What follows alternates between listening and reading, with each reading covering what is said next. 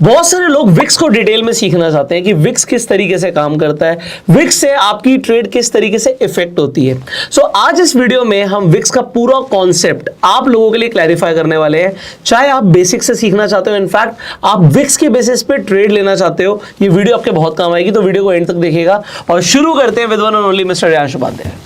तो वॉलेटिलिटी या फिर हम जिसको फियर भी बोलते हैं, विक्स हमारे ना, इंडिया विक्स बेसिकली अगर बोल दूं, वो हमारे ना वॉलेटिलिटी का इंडेक्स है। वो ये बताता है कि हमारी मार्केट में इस वक्त क्या वॉलेटिलिटी चल रही है, मार्केट में फेयर वैल्यू क्या है। सेम चीज यूएस के लिए, हर जगह हर मार्केट में एक वॉलेटिलिटी इंडेक्स होता है। उससे हम ये जजमेंट लगाते हैं कि मार्केट के अंदर कितना ज़्यादा वॉलेटिलिटी है। अगर हम इस वक्त देखें, इस वक्त हमारे यहाँ विक्स चल रही है ऑलमोस्ट 11-12 के आसपास, काफ़ी टाइम से। ये देखो इस वक्त भी ये लगभग 12 के आसपास है। इसको हम कोई बहुत हाई वैल्यू विक्स नहीं मानते। हम अगर रेंज की बात करें, रेंज ढूंढने के लिए मैं कुछ नहीं करना है, हम वीकली में जाएंगे, वीकली चार्ट लगाएंगे अपने इंडिया विक्स का। और आप एक बात देखो कि ये जो मैंने एक रेड लाइन खींच रखी है, इससे आपको ना 2015 से लेके अभी तक इसके नीचे कभी वॉलेटिलिटी इंडेक्स अपना गया ही नहीं। इसका मतलब अगर कभी भी आपको वॉलेटिलिटी इंडेक्स इस रेंज में दिख रहा है, इसका मतलब मैं मान सकता हूं कि मार्केट एक्चुअली में इस लेवल के नीचे वॉलेटिलिटी में नहीं जाता। मतलब ये वो लेवल है जहां से मार्केट में फिर से वॉलेटिलिटी आती है, वॉलेटिलिटी इंक्रीज होती है। तो इस वक्त भी हमारा जो वॉलेटिलिटी इंडेक्स है इसी रेंज में चल रहा है, 9 से 12 की रेंज में। तो अगर मुझे इस जगह पे कोई ट्रेड बनानी है तो मैं वॉलेटिलिटी एक्सपेंड करने की ट्रेड बनाऊंगा। मैं कभी भी वॉलेटिलिटी को शॉर्ट करने की ट्रेड नहीं बनाऊंगा। तो आप सिंपल भाषा में समझो कि जो भी वीगा नेगेटिव ट्रेड्स होंगी उनको इस वक्त रिस्क ज्यादा है। वो किसी भी वक्त फट सकता है वॉलेटिलिटी इंडेक्स, और किसी भी वक्त तुम्हें बड़ा लॉस हो सकता है। अब यहाँ पे कई सारे लोग ऐसे होंगे, मैं एक बार क्यों रोक रहा हूँ आपको, क्योंकि बहुत सारे लोग हैं जो बिल्कुल आज बिगनर होंगे, उन्होंने विक्स सुना होगा, वो विक्स को समझना चाहते होंगे। एक छोटा सा एक्सप्लेनेशन यहाँ पे दूंगा, फिर मैं आपके ट्रेड्स के ऊपर बात करूंगा। देखिए, जो हम इंडिया विक्स देख रहे हैं, इसका जो भी नंबर है, मान लीजिए 12 है, 9 है, 20 है, इसका मतलब क्या होता है? वॉलेटिलिटी का मतलब होता है प्राइस ऊपर भी जा सकता है, नीचे भी जा सकता है, ठीक है। तो अगर कोई आपको बोले कि एक साल के अंदर ये जो भी वैल्यू है साल के अकॉर्डिंग है, तो यहां से जहां पर भी मार्केट है, मान लीजिए 18,200 पे आज हम जब वीडियो बना रहे हैं तो निफ्टी 18,200 पर है, और यहाँ पे 12 का आपको विक्स दिख रहा है, इसका मतलब है 18,200 से 12% मार्केट ऊपर जा सकती है या 12% गिर सकती है। ये हो गया विक्स का बिल्कुल सिंपल मतलब। अब सर ने यहाँ पे कई सारी बातें करी कि भैया वीगा नेगेटिव। अब आपको ऑप्शन ग्रीक्स को समझना जरूरी है। बहुत सारे लोग हैं जो ऑप्शंस में इंटरेस्टेड है, ऑप्शंस में ट्रेड करते हैं। तो ऑप्शंस ग्रीक्स के ऊपर हमने एक डेडिकेटेड वीडियो बनाई हुई है, आई बटन पे आपको लिंक मिल जाएगा, आप जाके ग्रीक्स को समझिएगा, तभी आपको समझ आएगा थीटा, डेल्टा, गामा, वीगा क्या होते हैं। यहाँ से आप कंटिन्यू कीजिए। मैंने आपको यहाँ पे लोअर लेवल तो बता दिया कि 9 से 12 एक लोअर लेवल है जहाँ पे अपनी वॉलेटिलिटी टिकी रहती है, और हमने 2015 मतलब 2015 तक का डेटा ले लिया यहाँ से। काफ़ी है, इतना डेटा काफ़ी है। अब अगर मैं इसकी अपर लेवल की बात करूँ कि what is the upper level, तो हम अगर इसको एवरेज में देखें तो मुझे ऐसा लगता है कि ये देखो इस एरिया में, मैं इसको एक जोन ड्रॉ कर देता हूँ, ये एक एरिया है 25 से 28 का, जहां पे ना हर बार मार्केट ऊपर जाती है और गिराती है, हर बार ऊपर जाती गिराती है। सिर्फ 1-2 सिनेरियो है 2015 से लेके जिसमें मार्केट इसके ऊपर सस्टेन की है। मतलब बहुत बार ऐसा होता है कि मार्केट ना इसके ऊपर आती तो है, पर within 1 day, within 1 week नीचे, फिर से आई देखो ऊपर, फिर नीचे, फिर से आई ऊपर, फिर नीचे, फिर से आई, फिर नीचे, फिर से आई। मतलब इससे हम एक चीज़ सेंस कर सकते हैं कि हमारे मार्केट के अंदर मार्केट हाई वॉलेटिलिटी पे सस्टेन नहीं कर पाती। तो आपने कई बार देखा होगा जब हम बहुत तेजी से नीचे गिरते हैं तो एक शार्प रिकवरी जरूर आती है। तेजी से नीचे का मतलब मेरा 1-2% डाउन मूव से नहीं है, मेरा मीनिंग है कि कोविड जैसा डाउन मूव, वॉर जैसा डाउन मूव, इलेक्शन जैसा डाउन मूव, अगर ऐसा कुछ डाउन मूव आता है तो उसकी जो रिकवरी होती है ना वो बहुत फास्टर होती है, क्योंकि वॉलेटिलिटी पीक पे गई और फटाक से वॉलेटिलिटी डाउन, क्योंकि वॉलेटिलिटी बहुत देर तक पीक पे नहीं रह सकती। इवन आप कोविड के टाइम पे देखोगे ये वॉलेटिलिटी फ्रॉम 10 लेवल्स ये 82 चली गई थी, जो कि अभी तक का रिकॉर्ड लेवल है। आपका स्टडल की प्राइसिंग 2-2 हज़ार रुपए पहुंच गई थी। तो अब ये इस जगह पे भी देखो आप, बहुत जल्दी डिके आया, ये वहां पे भी टिक नहीं सकती। तो वॉलेटिलिटी फियर लेवल्स पे, हाई लेवल्स पे नहीं टिकती कभी भी। तो मैं देखूं तो अपर लेवल अपना आ गया 25 से 28, मैं इसको एक रेंज मान लूं। तो लोअर लेवल 9 to 12 और हायर लेवल 25 से 28। इसमें हम मिड लेवल लेके अगर चले तो ये देखो मिड लेवल भी इस एरिया में आता है, जो कि है ऑलमोस्ट 17 से 20 की रेंज या 17 से 18 की रेंज ले लो। हमने 3 लेवल्स में अपनी वॉलेटिलिटी को बांट दिया है। 9 से 12 लोअर लेवल्स, मतलब हमें यहाँ पे ऐसी स्ट्रेटजीज बनानी पड़ेंगी जो वीगा पॉजिटिव डिक्टेट करती हो, मतलब वीगा पॉजिटिव हो, जहाँ पे हमारा ना जो बाइंग का लेवल हो वो एक्सपेंड करता हो, मतलब हमारी ट्रेड ना दूर वॉलेटिलिटी बढ़े तो प्रॉफिट आए, सिंपल। अगर वो हायर लेवल्स पे है तो मुझे ऐसी ट्रेड बनानी है जिसमें वॉलेटिलिटी घटे तो प्रॉफिट आए। तो मैं थोड़ा सा, मुझे लग रहा है कि थोड़ा सा टफ जा रहा है, हम एक काम करते हैं थोड़ा सा एक्सप्लेन कर दूं। वीगा का मतलब क्या होता है? वीगा भी बेसिकली काम क्या करता है तो वॉलिटिलिटी को इंडेक्स करने की चीज़ ये, बट ये हमारे स्ट्रेटजीज के अंदर होता है। वीगा बेसिकली हमारा जो ऑप्शन की हम स्ट्रेटजीज क्रिएट करते हैं, बाइंग हो सेलिंग हो जो मर्जी हो, उसमें ना एक जरा सा एक 4th नंबर का ग्रीक्स है जो हम पढ़ते हैं, और मैंने ग्रीक्स वाले वीडियो में हमने समझाया भी है, उसको जाके डिटेल में देखोगे वहाँ भी समझ आएगा। बट मैं जस्ट एक पॉइंटर बता दूँ, वीगा नेगेटिव स्ट्रेटजी का मतलब सिर्फ इतना होता है कि हमने वॉलिटिलिटी को नीचे गिराने के लिए ट्रेड बनाई है। अगर वॉलिटिलिटी गिरेगी तो मुझे उस ट्रेड में प्रॉफिट होगा। सिंपल भाषा में, अगर हमने कोई ट्रेड ऐसी बनाई है जिसके ग्रीक्स में जाके आप देखोगे वीगा पॉजिटिव लिखा हुआ है, तो इसका मतलब है वो स्ट्रेटजी तब प्रॉफिट देगी जब वॉलिटिलिटी बढ़ेगी। राइट। बट अब यहाँ पे बस मैं छोटी छोटी चीज़ एक्सप्लेन करूँगा, हो सकता है लोगों को अभी भी कहीं डाउट रह गया हो। देखो आप यहाँ पर ये कोविड वाला स्पाइक देखो, वॉलिटिलिटी बढ़ी। अब जैसे कि आप यहाँ पर देख रहे हो कि बिल्कुल 9 के लेवल के आसपास था, ये आपने ड्राइंग एक मिनट हटा लीजिए। हाँ, तो मान लीजिए यहाँ पर 9 के आसपास का आपने देखा कि हमारा विक्स चल रहा है। अगर विक्स कम है तो ऑप्शन के प्रीमियम कम होते हैं। एग्जाम्पल के लिए आप एट द मनी खरीदोगे, उस टाइम पे निफ्टी आपने देखा, एग्जाम्पल कहीं पर भी है, ठीक है, आपने कहा यहाँ पर मेरा निफ्टी मिल रहा है और मुझे 100 रुपए का एट द मनी पे मुझे माल मिल रहा है। 100 रुपए आपने प्रीमियम पे खर्च किया एट द मनी के लिए। अब अगर कुछ भी नहीं हुआ, मैं कहता हूँ मार्केट वहीं की वहीं है, 1 मिनट के लिए आप मान लो, वो तो हमें पता है कि मार्केट गिरी थी। जनरली होता क्या है, विक्स की वैल्यू बढ़ जाती है जब मार्केट गिरती है। ये जितनी बार भी अगर ये बड़ी है विक्स की वैल्यू, तो ये लोग ऐसे रिलेट करते हैं, ऐसा हमेशा नहीं है बट मैक्सिमम टाइम ऐसा देखा जाता है कि मार्केट गिरती है तो विक्स बढ़ जाता है, और मार्केट ऊपर जाती है तो विक्स गिर जाता है वहां से, ठीक है। तो अभी हमारी मार्केट लगातार ऊपर जा रही है तो विक्स नीचे गिर रहा है। सो ये इनवर्सली प्रोपोर्शनल चल रहा है, ठीक है। अगर आप यहाँ पर देखोगे तो डायरेक्टली प्रोपोर्शनल नहीं है। अब यहाँ पे अगर किसी ने एट द मनी पर कोई वहां पे खरीदा, एक एट द मनी पर ऑप्शन खरीदा, उसने प्रीमियम पे किया 100 रुपया। अब अगर कुछ भी नहीं हुआ, विक्स ही बढ़ गया, तो 100 रुपए की वैल्यू ही बढ़ जाएगी, क्योंकि उसका वीगा बढ़ जाएगा। और ये क्या हुआ, ये हमने वो ट्रेड ली, अगर हमने नेक्ड बाय भी किया तो हमें वॉलेटिलिटी के बढ़ने से प्रॉफिट हो रहा है। तो वॉलेटिलिटी के बढ़ने से प्रॉफिट हो गया। कुछ भी नहीं हुआ, मेरा 100 का प्रीमियम मैं देखूंगा रे तो बढ़ता ही चला जा रहा है। क्यों बढ़ रहा है? क्योंकि यहां से वॉलेटिलिटी ही बढ़ती चली जा रही है। अब यहां पर दूसरा सवाल आता है कि भाई आप मुझे कहोगे कि कॉल खरीदा है पुट खरीदा, देखो डायरेक्शन इंपॉर्टेंट है आपकी।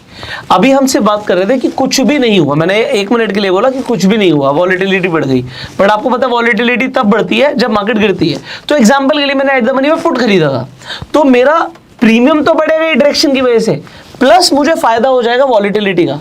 पर आप एक सेलर पॉइंट ऑफ व्यू से समझो, भाई कोई खरीदता तो कोई बेचता है, किसी ने दोनों साइड बेच दी थी। आप यहां पे समझो, किसी ने दोनों साइड पे आके एक स्ट्रैंगल बना दिया, एट द मनी पे कॉल भी बेच दिया पुट भी बेच दिया, दोनों 100 रुपए के थे। अब उसे फायदा कब होगा? जब ये 100 रुपए जीरो हो जाए। बट वॉलेटिलिटी के बढ़ने से, क्योंकि प्रीमियम बढ़ जाएगा, तो सेलर का नुकसान तो बैठे बैठे होने लग जाएगा। अब मार्केट किसी भी डायरेक्शन में जा रही है, डायरेक्शन में तेज जा रही है तो प्रीमियम तो बढ़ ही रहे हैं, वो तो नुकसान है ही। उसके बाद तो 200 रुपए का ही हेज है। अगर आपको समझ आ रहा हो मेरी बात, कि मैं दोबारा समझा रहा हूँ, 100 रुपए कॉल से कमाने थे, 100 रुपए पुट से कमाने थे। सेलर कब कमाएगा? जब 100 रुपए दोनों जीरो हो जाएंगे, मार्केट कहीं मूव नहीं हुई, बट मार्केट तो मूव हो गई ना। और मार्केट अगर मूव हो गई तो आप समझो वहां पर तो नुकसान हो ही रहा है, वॉलेटिलिटी के बढ़ने से भी नुकसान हो रहा है। पर इंपॉर्टेंट देखो, वहां पे 80 पे पहुंच गई। एग्जाम्पल के लिए ये वीकली हम चार्ट पे देख रहे हैं, तो उस वीक में जब 80 के आसपास पहुंच गई थी, किसी ने 70 पे 80 पे, वहां पर जाके ये देखा यार ये तो बहुत ज्यादा वॉलेटिलिटी बढ़ गई है। अब 2-2 हजार के प्रीमियम की हम बात कर रहे थे, और वहां पे अगर शॉर्ट मारा तो 2-2 हजार रुपए बहुत तेजी से खत्म होंगे, और वो हमारे लिए एक प्रॉफिटेबल ट्रेड होगी, वीगा नेगेटिव ट्रेड होगी। मैं उस टाइम का लाइव एक्सपीरियंस बताता हूँ। उस टाइम पे जब 70-80 का विक्स चल रहा था, क्या था कि मार्केट में ना आप मंडे ट्यूसडे को ऑप्शन बेचने में आपके हाथ कांपेंगे, आप कर ही नहीं सकते, क्योंकि वो ना 1500 रुपए की चीज़ 1800 1200 ऐसे घूम रही थी। तो उस टाइम पे लोगों ने क्या सोचा, मतलब जो ऑप्शन सेलर हम थे, हम लोगों ने किया कि हम सिर्फ थर्सडे को ट्रेड करते थे। थर्सडे के दिन भी हमें 250 रुपये मिलते थे, 500-800 पॉइंट दूर। तो मतलब हमने एक वो निकाला कि यार सेफ कैसे रह सकते हैं। तो हमें ये तो था कि थर्सडे को जीरो तो होना है, आउट ऑफ द मनी, चाहे वो कितनी भी विक्स हो, बट जीरो होना है। हमें 200 रुपये मिलते थे, इवन 1000 पॉइंट दूर। और ये आप जाके चेक कर सकते हो अभी बैक टेस्टिंग डेटा में कि उस टाइम पे प्रीमियम कैसे थे। स्ट्रैडल का प्रीमियम ही 2200 रुपये हुआ करता था, हजार रुपये। आप इमेजिन करो अगर थर्सडे को मैंने हजार का बेच दिया, मार्केट 2000 पॉइंट के मूव के अंदर क्लोज हुई, तो मेरे पास कितने पैसे आएंगे क्रेडिट में। तो ऑप्शन सेलर को सिंपली समझ लो, हायर लेवल के विक्स पे जब उसने अगर बेचा है ना, तो उसके पास प्रीमियम का एक बड़ा गुच्छा है जिसको वो कमा पाएगा। लेकिन लोअर लेवल पे उसके पास 9 से 12 के उसमें ना वही 100 रुपये है, तो उसके पास रिस्क बहुत बड़ा है, कमाने को बहुत कम है। अब यहाँ पर एक सवाल आता है, विक्स अभी आपको लोअर साइड पे दिख रहा है, आप कौन सा ट्रेड बनाने के लिए ज्यादा प्रॉफिटेबल रहोगे?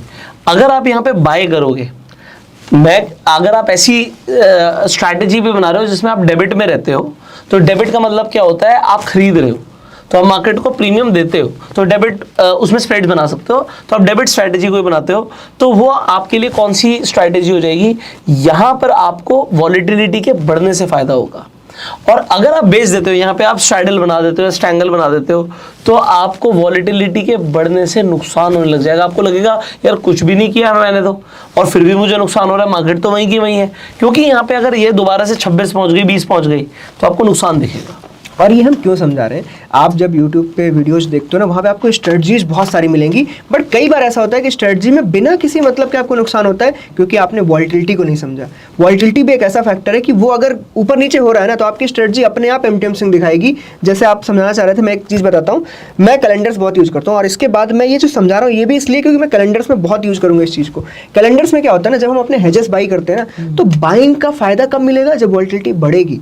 वॉलेटिलिटी बढ़ती है तो बायर को फायदा होगा कि प्रीमियम बढ़ रही है, बट अगर वॉलेटिलिटी बढ़ने लगी तो मैं सेलर पॉइंट ऑफ व्यू से देखूं तो मेरे लिए तो लॉस का ही सौदा है हमेशा। तो कैलेंडर यूज करने से वॉलेटिलिटी को थोड़ा कंट्रोल में रखा जा सकता है। इसीलिए इसके बाद में जब वॉलेटिलिटी को जब मैंने 3 पार्ट में डिवाइड किया ना, मैं एक ऐसी स्ट्रेटजी बताऊंगा जो आप साल भर डिफरेंट विक्स पे यूज कर सकते हो। हम विक्स को डिवाइड करेंगे स्ट्रेटजी वाइज। अगर विक्स इतना चल रहा है तो आपको ये स्ट्रेटजी यूज करनी, विक्स इतना है तो ये स्ट्रेटजी, और विक्स इतना है तो ये स्ट्रेटजी। इससे क्या होगा, फॉर अ ईयरली बेसिस आप बिल्कुल सेफ हो गए हो, वॉलेटिलिटी वाइज भी, स्ट्रेटजी वाइज भी।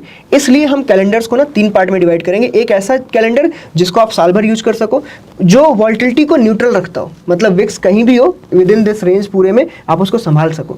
अगर विक्स मिड रेंज में कहीं है या नीचे की तरफ है कहीं पे, उस टाइम पे कौन सा कैलेंडर डालना है, और हायर रेंज पे तो कौन सा कैलेंडर डालना है। ऑफकोर्स सी बात है, मैं उसकी बात नहीं करूँगा 80 की। 80 को हम ना एक रेफरेंस लेके बहुत ज़्यादा ना चलें, क्योंकि 80 वो ना ऐसी टाइम पे नहीं आता, हर बार एक्सेप्शनल है। जैसे देखो पिछले 10 सालों में वो एक बार आपको दिखा, नॉर्मली ऐसे स्पाइक्स आते हैं। ये आप देखोगे, ये यहाँ पे देखो लगभग 30 पहुंच गया, ये 30-35 ये यहाँ पे इलेक्शन हुआ, कभी आप समझ लो कि कोई बहुत बड़ा वॉर हो गया कुछ, तो ऐसी चीज़ों में आपको वॉलेटिलिटी बढ़ेगी। वॉलेटिलिटी को अगर मैं और समझाऊं तो ये हो जाएगा फियर वैल्यू। हम इसको एक इन्वेस्टर पॉइंट ऑफ व्यू से सोचते हैं। अगर एक इन्वेस्टर होता है, फियर वैल्यू इंक्रीज होने का मतलब कि इन्वेस्टर कब डरता है? जब उसके इन्वेस्टिंग किए हुए पैसों की वैल्यू घटे। तो इसका मतलब मार्केट क्या हुआ होगा, गिरी हुई होगी मार्केट। उसने अगर एयरटेल, रिलायंस ऐसा बाई कर रखा था और वो पीक पे 1000 रुपये ऐसा प्राइस चल रहा है, तो उस टाइम पे उसकी प्रीमियम वैल्यू ऊपर है, तो उसके पास ग्रीड है, मतलब वॉलेटिलिटी लो होगी उस टाइम पे। लेकिन अगर वॉलेटिलिटी तेजी से बढ़ रही है, इसका मतलब ये है कि उसके इन्वेस्टमेंट के जो 10 लाख रुपए हैं, अब वो धीरे धीरे 7, 6, 5 ऐसे जा रहे हैं, इसलिए उसके अंदर से फियर बढ़ता जा रहा है। तो हाई वैल्यू मतलब हाई फियर मतलब मोस्टली मार्केट गिर रही होगी। हम बिल्कुल गारंटी नहीं बोलते। आप शॉर्ट टाइम फ्रेम पे देखोगे तो कभी कभी ऊपर जाने नीचे जाने दोनों में वॉलेटिलिटी बढ़ती है, बट हाई टाइम फ्रेम पे देखोगे तो मोस्टली ये जो बड़े स्पाइक्स हैं वो मार्केट के गिरने से ही आए हैं। ठीक है, यहाँ पर एक दो चीज़ें आपको जस्ट अभी समझानी है कि एक तो आपने इसकी रेंज देखी कि इंडिया विक्स को आपने देखा, उसकी जो भी वैल्यू आपको पता लगा ईयरली रेंज क्या है। हम जब भी विक्स को समझते हैं तो एक हमारे पास दिमाग में क्वेश्चन आता है कि भैया एक तो अब कई सारे लोग हैं जो कॉन्डोर्स यूज़ करते हैं, वो उस हिसाब से ट्रेड लेते हैं कि भैया किस हिसाब से मार्केट की रेंज रह सकती है। तो वो आप विक्स के अकॉर्डिंग कैसे कैलकुलेट कर सकते हो, वो जस्ट अभी हम आपको बताएंगे। देखो बस एक ये आपको वॉलेटिलिटी का एक एग्जाम्पल और दे देता हूँ। मान लीजिए कोई हेल्थ इंश्योरेंस लेने जाता है, तो उसे कंपनी बोलती है कि हम आपको 1 साल के लिए हेल्थ इंश्योरेंस देंगे, आपसे 20,000 रुपये लेंगे, पर फिर वो बता देता है कि जी मैं तो स्मोक भी करता हूँ। अब कंपनी के लिए वॉलेटिलिटी बढ़ गई कि यार ये स्मोक करता है तो यार इसके तो लंग डिसीज होने के चांसेस ज़्यादा है। वो एकदम से कहेंगे अब हम आपसे 25,000 लेंगे, तो वो प्रीमियम बढ़ा दिया।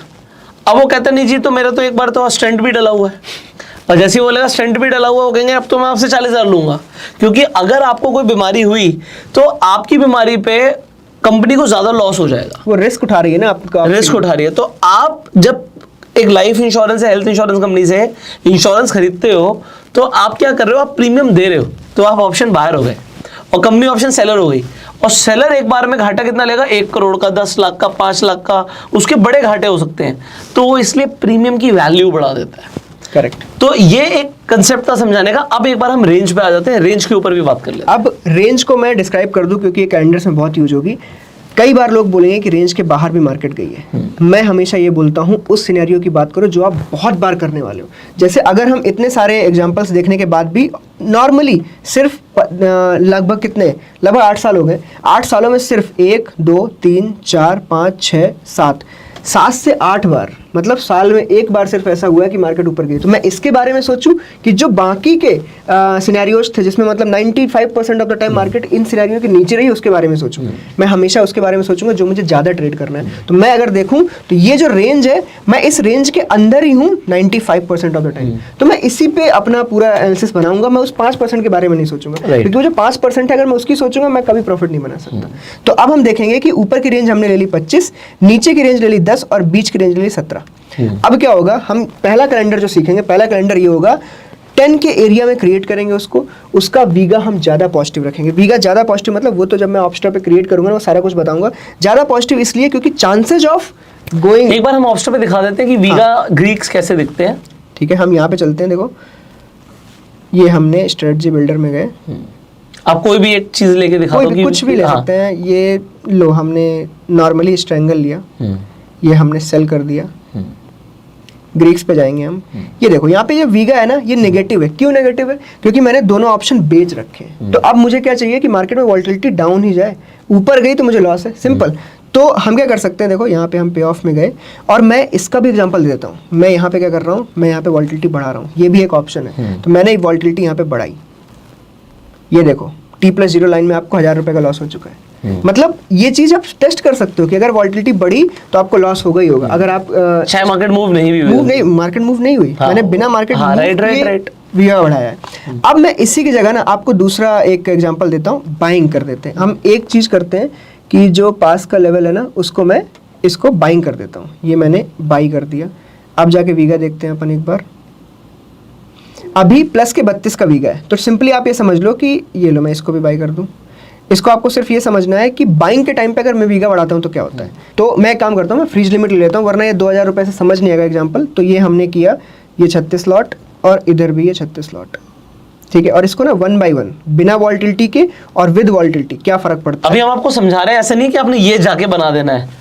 नहीं। हाँ। अब देखो ये है नॉर्मल लेवल। अगर मैं इसमें देखूं कि मैं 1.5% मार्केट को गिरा दूं तो क्या प्रॉफिट हो रहा है, मुझे मिल रहे हैं T+0 में 1.96 लाख। ये याद रखना है, 1.96 लाख मिल रहे हैं अगर 1.5%। और इसमें 85,000 रुपीज लगे आपके, 85,000 लगे, मतलब ऑलमोस्ट कैपिटल डबल हो गए। और मैंने यहाँ पे वॉल्टिलिटी बढ़ाई 20%, तो यहाँ पे अपने आप लगभग 227 हो गए। तो यहाँ पे एक 30-40 हज़ार रुपए का एक गैप आ गया। ये गैप पॉजिटिव आया क्योंकि आप बाइंग में हो। अगर यही आप सेलिंग में होते ना तो ये गैप निगेटिव में जाता। इवन आपके साइड में मार्केट गई भी है तब भी आप लूज कर जाओगे क्योंकि वॉल्टिलिटी का इफेक्ट आ गया है। और यहाँ पे 1.5% गिरने से आपका स्ट्रैंगल भी फेल हो जाता। हाँ, स्ट्रैंगल तो फेल ही था, सीधा सीधा फेल ही हो गया था। और यहाँ पे कैपिटल आपका 85,000 का ऑलमोस्ट 3 गुना हो गया। तो वॉल्टिलिटी बहुत ज़्यादा इफेक्ट डालती है। इस वजह से विक्स बहुत इंपॉर्टेंट है आपकी ट्रेडिंग लाइफ में। आपको ट्रेडिंग करते टाइम, ट्रेड डालते टाइम जरूर देखना है कि यार अगर 5 दिन में विक्स बढ़ गई तो क्या हो जाएगा। ये जस्ट एक कंसिडरेशन रखो अपनी चीज में। ये पता है, आज हम जब ज्यादातर नए लोगों की बात करते हैं तो वो लोग ना विक्स को नहीं देखते। वो क्यों नहीं देखते यार, अभी तो मैं अभी 5 मिनट 10 मिनट 15 मिनट की बात कर रहा हूँ। बट जब आपका कैपिटल बढ़ेगा, पोजिशनल ट्रेडिंग करने लग जाओगे, अगर आप स्प्रेड्स बना के ट्रेड करने लग जाओगे, आप कोई स्ट्रैटेजी यूज करोगे, आपकी कैपिटल बढ़ेगी, तो आपको ध्यान देना पड़ेगा क्योंकि दिस इज हाईली इंपॉर्टेंट। आज इंडिया में लोग पता नहीं कितना विक्स को देखते हैं, बट यूएस के अंदर लोग विक्स के ऑप्शंस में ट्रेड करते हैं। करेक्ट है। तो विक्स बहुत इंपॉर्टेंट चीज है। तो अभी हम थोड़ा सा ना कैलकुलेशन देख लेते हैं कि विक्स के हिसाब से हम रेंज कैसे निकाल सकते हैं। इसके लिए मेरे पास एक सीट है, ये सीट को हम क्या करेंगे, डिस्क्रिप्शन में डाल देंगे, पब्लिक इसको यूज कर सकती है। यहाँ पे आपको सिर्फ निफ्टी का प्राइस लिखना है इस वक्त। अब जाके हम देखते हैं निफ्टी का प्राइस कितना है इस वक्त। ये गए, निफ्टी का प्राइस 18,200 है। ये मैंने सीट में यहाँ फिल करना है 18,200, ठीक है। इंडिया विक्स क्या चल रही है अभी, वो फिल कर देनी है अपने को। इंडिया विक्स 12.30, ये मैंने यहाँ पे फिल करी 12.30। और आपको कुछ नहीं करना, जस्ट एंटर। आपको एनुअल रेंज मिल गई। देखो हाई लो का क्या दिख रहा है, एनुअली हाई लो अभी 15,900 से लेके 20,500 का दिख रहा है। अगर मैं मंथली देखूं तो मंथली मुझे 18,850 से लेके 17,500 की रेंज दिख रही है। मैं वीकली रेंज देखूं तो 18,500 से लेके 17,900 के आसपास दिख रही है। इवन डेली रेंज इस वक्त है 0.64% की 18,317 से लेके 18,083 रुपीज तक। मतलब बिल्कुल इजी, आपको अगर आयरन कॉन्डोर इस सब की कोई भी रेंज एंड निकालनी है। सेम बैंक निफ्टी के लिए भी दिखा दीजिए। सेम आप बैंक निफ्टी का प्राइस डालो यहाँ पे, ये गए 43,969। 400 ही ले लो, वो मतलब 44,000 ले लो आप। हाँ सिमिलर, ये आपको यहाँ पे रेंज मिल जाएगी पूरी पूरी। बैंक निफ्टी की रेंज हमेशा बहुत थोड़ी हैवी आती है, आप इनको एनुअली ट्रेड करना बहुत टफ हो जाता है, बट कई लोग एनुअली स्ट्रेडल बेस के भी पैसा कमाते हैं क्योंकि वो पूरी एक रेंज कवर कर लेते हैं। यहाँ पे आप डेली की रेंज देखोगे 44,300 से लेके 43,700, ये ऑलमोस्ट आपको लगभग 600 पॉइंट की रेंज है जो इस वक्त दिखा रहा है कि 500 पॉइंट मार्केट मतलब ऊपर नीचे जाके 500 पॉइंट टोटल घूम सकता है। ये यहाँ पे आपकी रेंज है। आपको अगर वीकली आयरन कॉन्डोर बनाना है तो 44,800 का कॉल भेज दो और 43,200 का पुट भेज दो, हेज बाई करो, आपका बन गया। इसका एक बार ऑप्शन पे दिखा भी देते हैं एग्जैक्टली वीकली कैसे दिखेगा। हाँ ठीक है, तो हम ऑप्शना पे जाते हैं, ये गए वीकली पे रीसेट और हमने बनाना है आयरन कॉन्डोर। बट अब ये जो आयरन कॉन्डोर बन रहा है ना, इसका वीक्स में आप जाके बताओगे कि ये वी का पॉजिटिव बना है, वी का नेगेटिव बना है, ये आपका होमवर्क है। 44,750 है, 44,700 44,700 का बैंक निफ्टी में बनाना बैंक है। निफ्टी में आयरन कॉन्डोर सेलिंग में 44,700 का हमने कॉल बेचा। यहाँ पे जाके देखा लो है 43,200 के आसपास, तो 200 ले लो सेफर साइड। 200 लेते हैं, ये लिया 200, ये दोनों को सेल किया। इन दोनों में 500 का ऊपर ले लो, 500 पॉइंट के ऊपर नीचे ले लेते हैं, तो ये हुआ 200, तो ये 700। एक्सपायरी बहुत पास में, तो ऐसा दिखेगा। अब आप देखो बिल्कुल ही एग्जैक्ट बन गया है, यहाँ पे आपको कुछ नहीं, पर ये बहुत सेफ है। आप देखोगे 72% की वो दिख रही है हमें, प्रोबेबिलिटी दिख रही है। ये आप अगर विक्स के हिसाब से चल रहे हो और विक्स में आपने बढ़िया एक तरीके से पूरा एनालिसिस करके बनाया है, तो बहुत बार ऐसा होगा कि 10 में से 60 ट्रेड आपकी अच्छी जाने। एब्सोल्युटली। और 3 ट्रेड के लिए एडजस्टमेंट क्या करनी है वो हमने पूरा सिखा रखा है। तो आप पूरे सारे वीडियो देखने के बाद आपको ये रहेगा कि आपको सब रेंज निकालना भी सिखा दिया, चार्ट एनालिसिस कैसे होना है वो भी सिखा दिया, सारे स्ट्रेटजीज भी आपको पता है, एडजस्टमेंट भी आपको पता है। अब मुझे लगता है इससे ज्यादा कुछ आपको नीड है। अगर आप लोग डायरेक्टली इस वीडियो पे आए हो तो एक प्लेलिस्ट का आपको लिंक मिल जाएगा आपको आई बटन पे एंड स्क्रीन पर, वो आप प्लेलिस्ट देखिएगा सो दैट आप स्टेप बाय स्टेप चीजें सीख। करेक्ट। अब देखो हमने विक्स खत्म कर लिया ना। विक्स इसलिए हमने यहाँ पे अभी समझाई है क्योंकि अब यहाँ से कैलेंडर से स्टार्ट होने वाले हैं, और विदाउट विक्स कैलेंडर आप नहीं समझ पाओ क्योंकि कैलेंडर्स में मेन गेम ही वॉल्टिलिटी का है। हम ये देखेंगे कि लोअर वॉल्टिलिटी पे क्या कैलेंडर बना है, उसका एडजस्टमेंट क्या है और क्यों बना है, वो सारी चीजें भी, और हम बजट डे वगैरह ये सब भी कवर करने वाले। क्या बात है। सो आने वाली वीडियोस बहुत ज्यादा एक्साइटिंग होने वाली है, आप उन वीडियोस को बिल्कुल भी मिस मत कीजिएगा। आपको यहाँ पर हमने एक एक्सेल शीट दे दी है, डिस्क्रिप्शन और कमेंट बॉक्स में आपको वो मिल जाएगी, सो दैट आप खुद जाके इंडिया विक्स के हिसाब से रेंज फाइंड आउट कर पाए। कई सारे लोग कंफ्यूज होते हैं कि कैसे करना है, यहाँ पे आपको सिंपल एक एक्सेल शीट मिल गई है, आपको दिमाग लगाने की जरूरत नहीं है। और इससे फायदा क्या होगा कि आप अच्छी स्ट्रैटेजीज बना पाएंगे। आने वाली वीडियो जैसे मैंने बोला बहुत इंपॉर्टेंट है, तो आपको उन्हें मिस नहीं करना। इस वीडियो को भी आप शेयर कर सकते हैं टू स्प्रेड द अवेयरनेस, और अपना प्यार देने के लिए लाइक कर सकते हैं। अगर आपके पास अभी तक डीमेट अकाउंट नहीं है, फ्री में डीमेट अकाउंट अगर आपको खुलवाना है तो आपको डिस्क्रिप्शन और कमेंट बॉक्स में लिंक मिल जाएगा, जिससे जाके आप अपना फ्री में डीमेट अकाउंट खुलवा पाएंगे और स्टॉक मार्केट में इन्वेस्ट भी कर पाएंगे, ट्रेड भी कर पाएंगे। I will see you in the next video. Till the time you go self made and जय हिंद।